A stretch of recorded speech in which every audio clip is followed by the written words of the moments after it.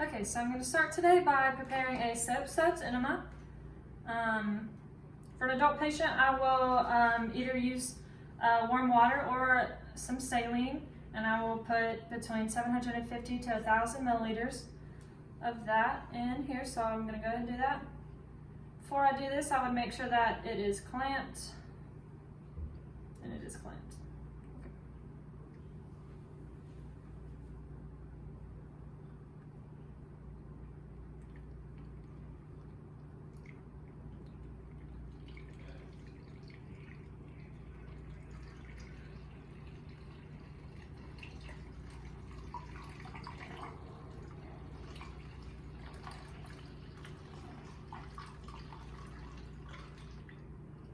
All right, and then I would also add a little bit of soap into the saline or water and close it and then slowly stir. After that, I would prime my tubing, so I would unclamp it and insert some water into the trash can. All right, then I would reclamp it. And then I would take this and hang it up on my my IV pole. After that, I would make sure to don clean gloves.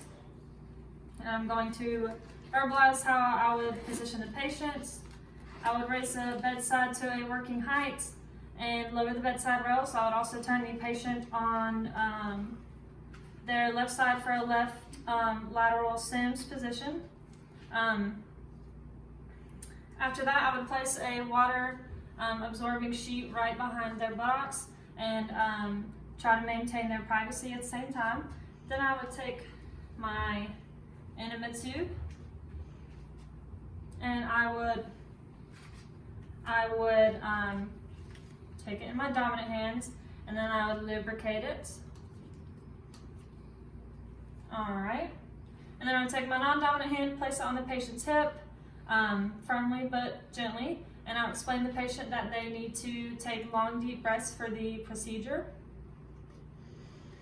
Using my non-dominant hand again, I would spread the buttocks and insert the enema tube 3 to 4 inches into the rectum. If the patient does have hemorrhoids, they are allowed to bear down to facilitate the process. While I'm doing this procedure, I need to make sure I have a bedpan at my side at all times. And then without removing my hand from the enema tube that's in the rectum, I would grab my